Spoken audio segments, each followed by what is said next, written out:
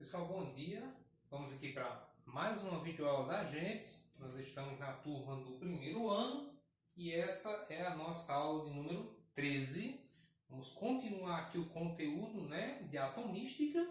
Nas aulas anteriores nós trabalhamos com os modelos atômicos clássicos, trabalhamos com o modelo de Rutherford e seguimos para o modelo de Bohr na última aula, que é um aprimoramento do modelo de Rutherford. E na última aula, especificamente, falamos um pouquinho sobre a equação de Planck, onde a gente relaciona a questão das energias com os comprimentos de onda. Na aula de hoje, a gente vai começar a trabalhar com a parte de subníveis, ou o que a gente costuma chamar de distribuição eletrônica, certo? Nesse ponto aqui, pessoal, eu gostaria de fazer uma observação, que é a seguinte: existem determinados conteúdos em química e em toda disciplina, creio eu, que um é a porta de entrada para o outro. Então, prestem atenção, porque assim, nessa aula número 13, nós vamos estar abrindo as portas de uma sequência de conteúdos interdependentes entre si. Paulo, como assim? Eu vou citar aqui uma sequência de conteúdos nas quais o conteúdo seguinte, certo? Depende do conteúdo anterior. Por exemplo, hoje nós estamos começando distribuição eletrônica. O próximo tópico, tabela periódica, depende de distribuição eletrônica. Depois de tabela periódica vem ligações químicas, que depende de tabela periódica e distribuição eletrônica. Depois de ligações químicas vem interações intermoleculares, que depende de ligações, que depende de tabela periódica e distribuição eletrônica. Então, onde é que eu quero chegar com isso, nesse começo de vídeo? Prestem muita atenção nesses conteúdos. Por quê? Porque se nessa sequência de conteúdos eu fico com dúvida em um, o conteúdo seguinte fica prejudicado. Ou seja, eu vou ter dificuldade de entender o próximo ponto. Tá certo, pessoal? Então, o primeiro ponto, o primeiro conteúdo-chave, é distribuição eletrônica. Tanto que eu vou atribuir para ele algumas videoaulas, porque, repito, ele é de suma importância para essa sequência que a gente vai começar agora. Tá certo, pessoal? Então, vamos para cá. Olha, lá no modelo de Bohr, nós percebemos o quê? Que graças à variação da energia, que a energia agora é quantizada, nós temos agora as camadas eletrônicas, ou os níveis de energia, que só para recapitular o anterior, nós temos 7 camadas. K, L, M, N, O, P e Q, cada qual com a sua capacidade de armazenamento de elétrons. Lembrando mais uma vez que é capacidade de armazenamento. Não é obrigatório ter aquela exata quantidade. Tá bom? E aí o que acontece? Por consequência, no aprofundamento disso, surgem agora, além das camadas, além dos níveis, surgem agora os subníveis, que nós podemos inclusive também denominar de subcamadas. Certo? Que no caso são 4. Nós temos a subcamada S, a P, a D e a F. E semelhante às camadas, elas também possuem uma certa capacidade de armazenamento. A S, 2 elétrons, a P, 6 elétrons, a D, 10 elétrons e a F, 14 elétrons. Então, pessoal, juntando essas duas informações, ou seja, níveis e subníveis, ou camadas com subcamadas, como você preferir, um cidadão chamado de Linus Carl Pauling, ou simplesmente Linus Pauling, criou o que nós chamamos de diagrama de Linus, que é nada mais do que esse dispositivo que nós colocamos aqui no quadro. O que é que ele faz? Ele distribui os elétrons de um determinado átomo em suas respectivas camadas e subcamadas, e além disso, ele organiza esses elétrons de acordo com a sua energia. Certo? Então vamos por partes. Paulo, peraí. Primeira coisa, o que é aquilo ali? Isso aqui nós chamamos de diagrama de Linus, que por sinal O conteúdo que a gente está trabalhando está da página 73 a 75 do nosso livro. Na página 74, se eu não estiver cometendo um equívoco, tem um diagrama semelhante a este. E é exatamente a respeito do diagrama e a aplicação direta do diagrama nos casos mais simples que eu vou falar nessa aula de hoje. Então preste atenção. O que é que eu disse? Linus criou um dispositivo para distribuir os elétrons nas camadas e nas subcamadas, ou nos níveis e nos subníveis. Certo? Esse dispositivo está aqui. Como assim distribuir elétrons em níveis e subníveis? Cada camada, pessoal, tem uma capacidade de armazenamento. No caso aqui, por exemplo, a camada K são 2 elétrons. Então, se eu olhar aqui para o lado, eu vou ter escrito 1s2. Paulo, o que é esse 1s2? Vamos com calma. Eu vou colocar aqui do lado, depois eu apago. O que é esse 1s2? Pessoal, aqui nós temos 3 informações. Quais são essas 3 informações? Esse número 1 equivale à camada. Qual camada? A camada K, que é a primeira camada, que a gente chama ela de camada 1. Assim como as demais camadas. Por exemplo, a camada L é chamada de camada 2. M, camada 3. N, camada 4.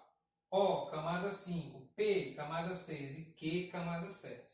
Então, são 7 camadas. Então, este número que está aqui representa a camada. Essa letrinha que aparece aqui representa a subcamada. No caso, a subcamada S.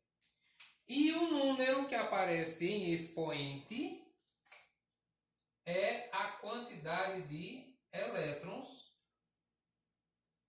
presente naquela determinada camada e subcamada. Então, quando eu digo 1s2, eu estou na camada de número 1, que é a camada K, no subnível S, com 2 elétrons. Certo? E aí, perceba, a camada K só suporta até 2 elétrons, por isso que é 1s2.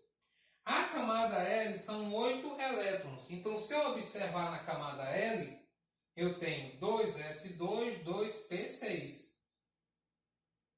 Perceba, preste atenção. Camada 2, camada L. Subnível S e P. 2 do subnível S, com 6 do subnível P dá quanto? Dá 8. Paulo, parece que agora eu peguei o macete. Deixa eu ver a próxima camada. Vamos lá. Camada M tem 18. 3s2, 3p6, 3d10. Camada 3, camada M. S, P e D. 2 daqui com 6 daqui dá 8. Com 10 daqui dá quanto? Dá 18. Então, é isso que o diagrama faz. Ele pega a quantidade de elétrons prevista para uma determinada camada e vai distribuindo em subcamadas. Certo? E isso aplicado a um elemento químico vai dar para a gente o quê? A sua distribuição eletrônica. Certo, pessoal? Aí vamos lá. O próximo passo é o seguinte. Paulo, e essas linhas que estão colocadas ali na diagonal, as linhas laranjas e esse pontilhado verde é o que?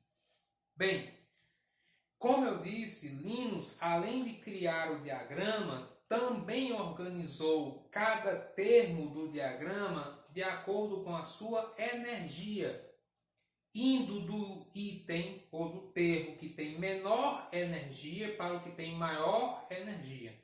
Então, olhando de novo para o diagrama, quem é o primeiro termo? É 1s2.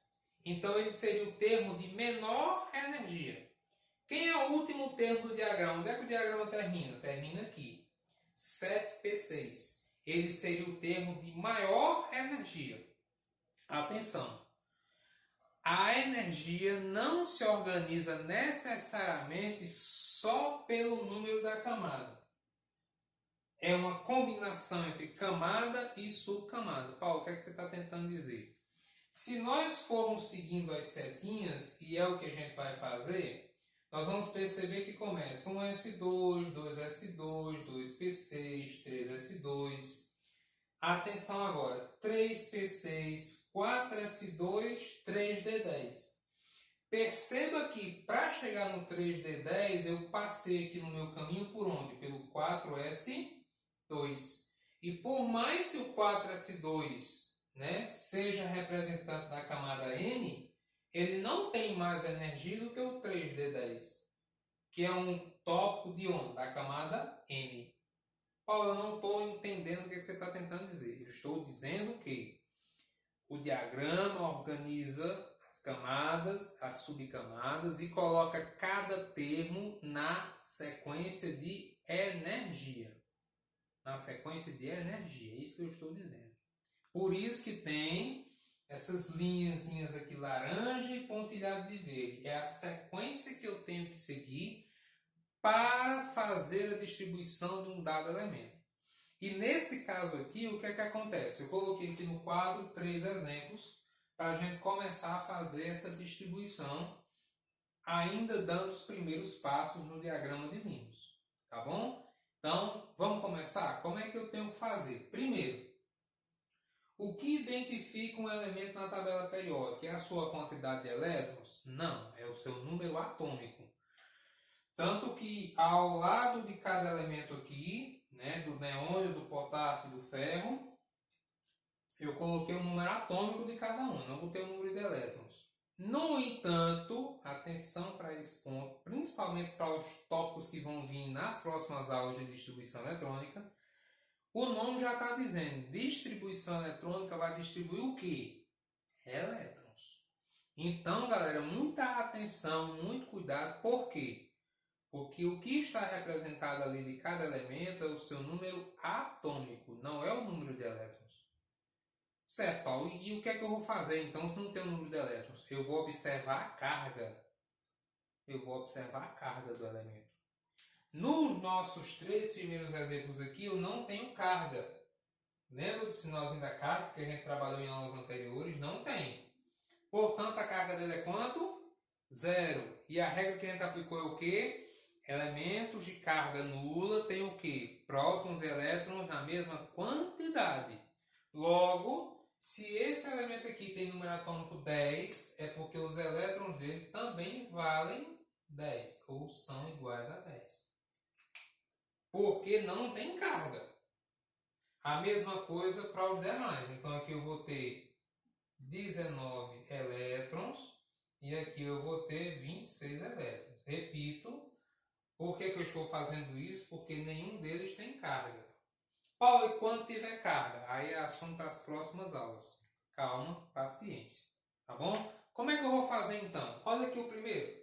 Eu tenho 10 elétrons. Então eu vou pegar o diagrama e vou colocando um item um atrás do outro até que eu consiga distribuir os elétrons desse determinado elemento.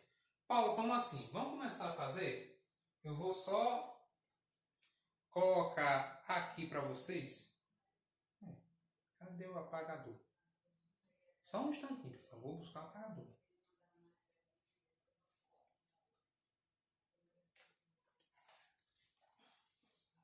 Voltei. Não é nada profissional, né? Sair do vídeo assim no meio, mas eu precisava do apagador, então eu saí. Fazer o quê? Vamos aqui, ó. Vamos organizar direitinho aqui. Para ganhar mais espaço, porque vai ser necessário. Então, como é que nós vamos fazer? Ó, eu tenho aqui 10 elétrons. Como é que eu vou distribuir esses 10 elétrons? Como eu disse, vamos pegar o diagrama. Qual o primeiro termo do diagrama lá em cima? É 1s2. Lembra da representação que eu fiz aqui? O que é que identifica o elétron para mim? É o expoente. Então, eu tenho 2 elétrons aqui. No total, o elemento que eu estou trabalhando com ele tem quantos elétrons? 10. Então, qual é a regra básica?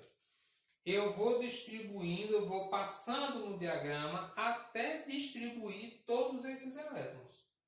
Então, passei do 1s2. Quem é o próximo termo? 2s2. 2s2. Agora eu já tenho um total de quantos elétrons? 4. Quem é o próximo termo, seguindo a cordinha? 2p6. 2p6.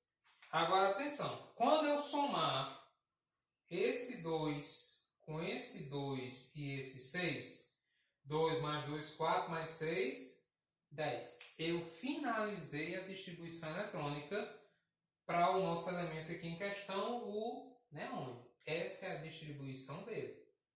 Certo? Então não tem nada de muito complicado ou nada complicado na verdade. Tá bom? Paulo, eu quero agora fazer a distribuição, porque essa distribuição aí é chamada de distribuição por subnível. Eu quero fazer agora a distribuição por camada desse elemento. Como é que eu vou fazer? Ó, simples. É só você analisar por camada. Quem é a primeira camada aqui? Né? A camada 1? Então nós temos aqui a camada K. Com quantos elétrons? Com 2. Quem é a segunda camada? É a camada L. E ela ficou com quantos elétrons? 2 daqui, com 6 daqui, dá quanto? 8. E mais uma vez eu confirmo a minha distribuição. Quantos elétrons o meu elemento tinha? 10. Aqui deu quanto total? 2 mais 8, 10. E isso é a distribuição eletrônica de um elemento. Certo? Vamos pegar outro exemplo? Era o potássio. Vamos dividir aqui. Exemplo 2, potássio. Número atômico, 19.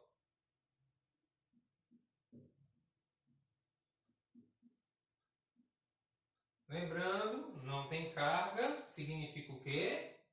Elétrons iguais a 19. E o que é que eu faço agora? O mesmo processo. Primeiro termo do diagrama, S2. E eu vou até quando? Até chegar no 19. 2S2, 2P6. Quem vem agora, vamos mandando mais, ó. 3S2. Subo, vem para onde? 3P6. Atenção agora. Paulo, depois do 3P6 é o 3D10? Não. Olha a setinha. 3P6 ele vai para onde?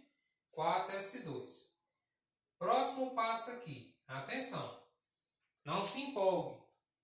Você tem um total exato de elétrons. Que no nosso caso aqui são quantos? 19. Então eu só vou, pessoal, até 19. Ponto. Vamos somar. Vamos colocando as camadas logo, né? Aqui 2 na camada K. K2. Na camada número 2, que é a camada L, eu tenho 8. Camada L, 8. E a próxima camada, que é a camada M, deixa eu consertar esse troço aqui, esse negócio está errado, é aqui embaixo. Na próxima camada, que é a camada M, eu vou ter quantos? 8 também.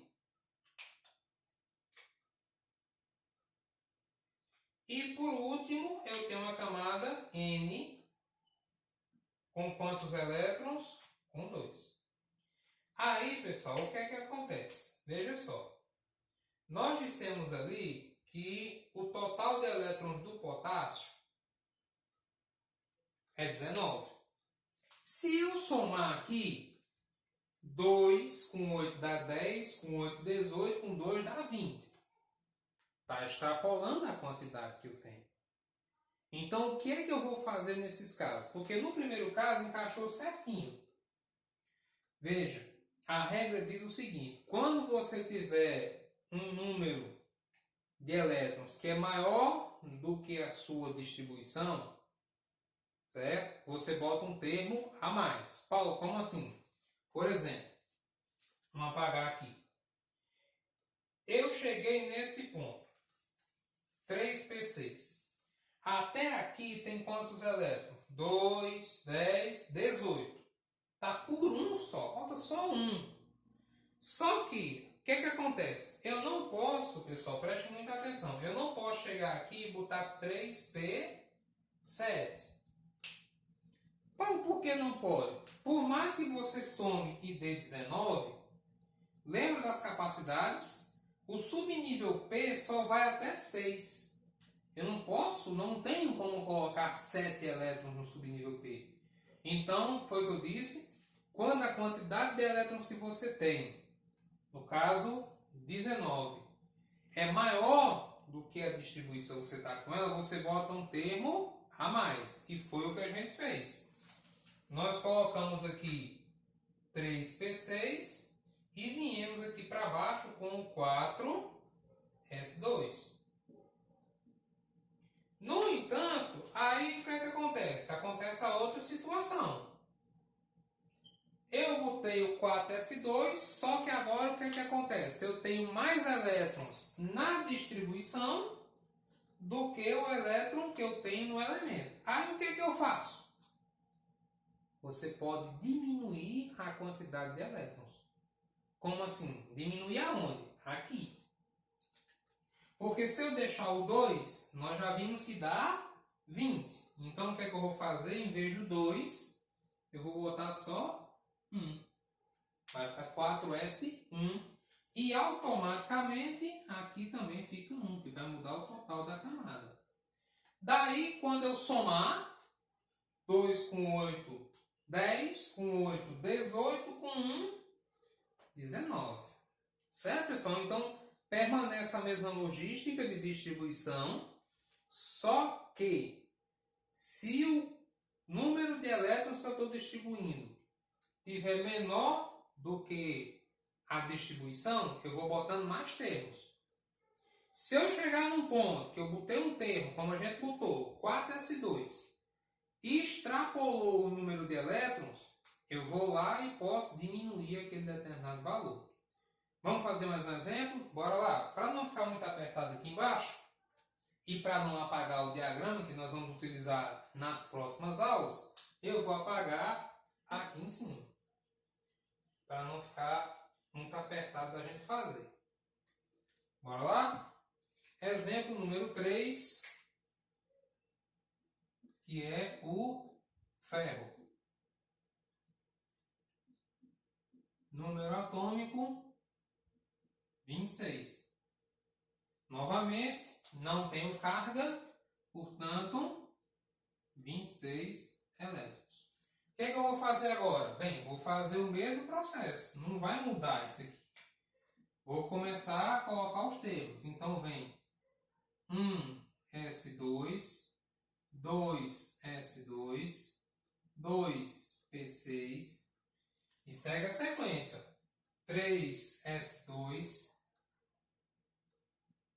3P6, sempre com cuidado, porque aqui, ó, 3P6, 4S2, 4S2, de novo, vamos andar mais um pouquinho na corda, 4S2, subiu, vem para 3D10, 3D10. E já é bom fazer conta, como eu disse, não se empolga, não vai usar o diagrama inteiro não. Então bora lá, vamos por partes. Aqui, primeira camada, camada K, tem 2 elétrons, fazendo logo a distribuição por camada. A segunda camada tem 2 e 6, dá um total de 8 elétrons, então camada L, 8. A terceira camada tem 2, 6 e 10, então vai ficar um total camada M, 18. E a última camada, que é a camada 4, camada N, 1, 2. O que é que a gente pode perceber? Vamos somar. 2 com 8 dá 10, com 18, 28, com 2 dá 30. Aí vamos tomar cuidado de novo. Meu total de elétrons é quanto? 26. A minha distribuição está com quanto? Já está com 30. Passou. Eu tenho que tirar. Aí preste atenção. Qual foi o último termo que a gente colocou? 4S2 Não foi 4S2. Veja, vou até apagar. Depois do 3P6, 4S2. E o último termo que a gente colocou foi o 3D10. Então, se eu for mexer, eu vou mexer no 3D10. Foi o último termo que eu coloquei. Nesse caso, o que é que vai acontecer? Eu não preciso dos 10. Quantos eu vou precisar? Vamos fazer a conta. 2, 4, 10, 12, 18, 20. Eu estou com 20. Para chegar no que eu quero é o quê? 26. Faltam 6. Então eu venho aqui e boto 3D 6. Para dar exatamente os 26. Mas para dar 26 realmente, bora somar. Aqui não mexeu em nada, mexeu só aqui. 2 com 6 dá 8. Com 6 dá quanto? 14. Vamos ver se está certo? 2 com 8, 10. 10 com 14, 24. 24 com 2, 26. Então eu só preciso, pessoal, tomar cuidado com isso.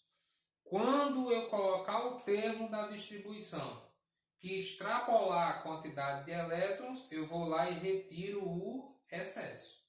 Mas sempre retirando do último termo que você colocou. Tá? Pelo amor de Deus, eu não estou falando ainda de elementos com carga. Elementos com carga fica para a próxima aula. Estou falando de elementos que não têm carga, elementos neutros. A carga positiva é igual à carga negativa em termos de quantidade.